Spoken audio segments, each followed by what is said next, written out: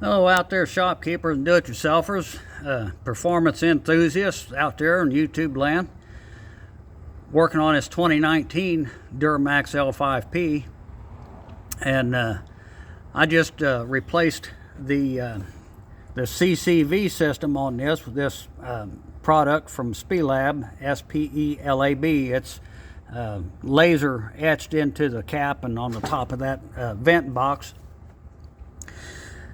I didn't have an issue, but I saw this online and I thought I liked it. The reason for it was because it moved the oil fill cap from back here behind this turbo intake pipe to bringing it up here to the front, making putting the oil in a whole lot easier. And I was making a video on this and I seen that my dadgum battery died, so you missed the whole thing. Anyway, to talk you through this pretty simple process, this is the box that I replaced, and it sets on there on the engine just like this. It's really easy to do. There are 4 bolts that hold this down. You see 2, one on top and one on the bottom of this line, and one back there, and then one up there just a little bit offset right there. I got these off, all 4 of those bolts, without taking any other thing off. The only thing I took off was this clamp right here, and pulled this pipe loose and kind of wedged it between the engine oil dipstick tube and the master cylinder reservoir. If it won't stay there out of your way, you can take a rubber hose and wrap around the hose and come back, or the tube actually, the tube or pipe, come back to this core support bar. That'll hold that out of your way.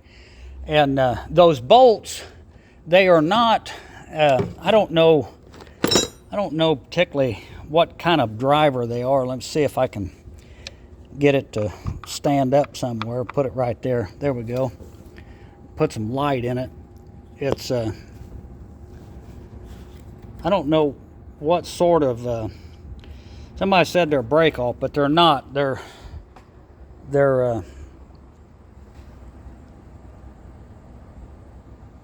I don't know, but you can take a T30 socket. You take a T30, this is a 27, but you can take a T30 socket and they will fit in there. Let's get the right socket. Let's get the right socket to show you. A T30 socket, did I mention it's a T30? Well, it is. It's a T30. But right there is a T30 socket, and it doesn't fit it real good, but it fits it snug. And then you take a hammer, and which I know that's tool abuse, but you drive that down in there just a little bit. It doesn't take much, and you can break that loose. The torque on these is real low, so they came out real easy. I was able to get them all 4 out. The one that went in the back, this one here, you do have to kind of angle down behind the intake port on the turbo. You have to angle just a little bit, but it's straight enough that it will work. I used about an 8-inch extension on that socket, and it came up to about flush with the top of the dipstick tube back here, about where my finger is, and I was able to hit it and knock it in there. And I'm just using a small ball peen hammer, and it come right loose with just a hand ratchet. And the hose clamp on the vent tube is a regular. It's a band clamp. It's tightened by like 360-degree compression. I cut it carefully so I didn't damage the hose. I wanted to reuse the original hose. You want to check that hose and make sure that it's not brittle and broken, or you know, like that. I mean, this is supposed to be that way, but this hose, you don't want to be that way. It would be because it's distorted, deteriorated, or eaten up by oil and exhaust gases getting up in there, and deteriorating that rubber. If it is, then you want to use the hose that comes with the kit, but it's just bulk straight hose coiled up. That is it right there, and I didn't want to use that. I wanted to use the OEM hose because it makes a pretty tight curve right here, and then again right here, and I didn't want it to kink. So I used a regular hose, or that hose, and I used one of those clamps. I don't know what, it's kind of like this, but you tighten it with these pliers. And I went ahead and put the oil fill tube in first, and those have O-rings in them, and you want to make sure that it is pressed all the way in the groove down in the bottom. And then there's two 10mm bolts that are supplied with it, and then this housing goes on there, and there are two bolts that are supplied with it.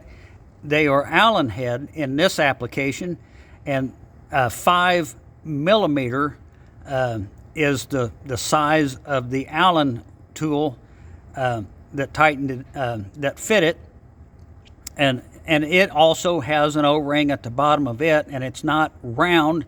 The shape of it is kind of a whopper jawed, so you need to make sure that it's pressed in that groove all the way. And then there's a fitting in the back of that that block right there. You can see it. This one was inserted when I got it, but it was not tight, so you want to check and make sure that it is in there and secure, not just finger tight. And then I put this one in, but I installed this elbow and that fitting in this housing before I put it and bolted it to the vehicle, because it's kind of snug in here.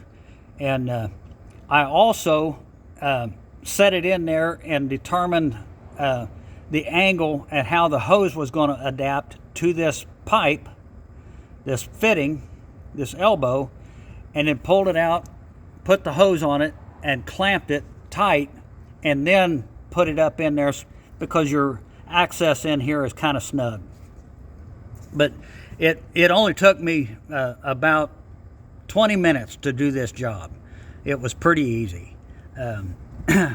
There is a hose clamp loom right there that I disconnected that was secured to this housing.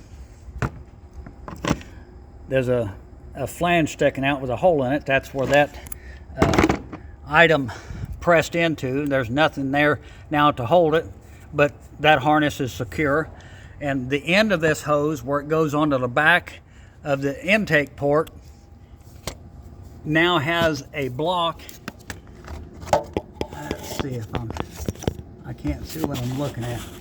You can see it there, right here.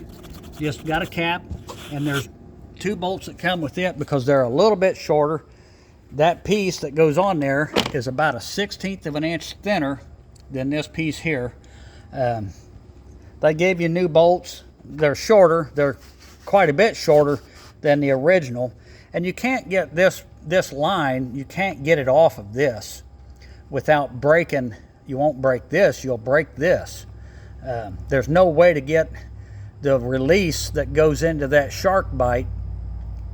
It kind of like goes over a lip. That's what locks this on there, and you can't get it off.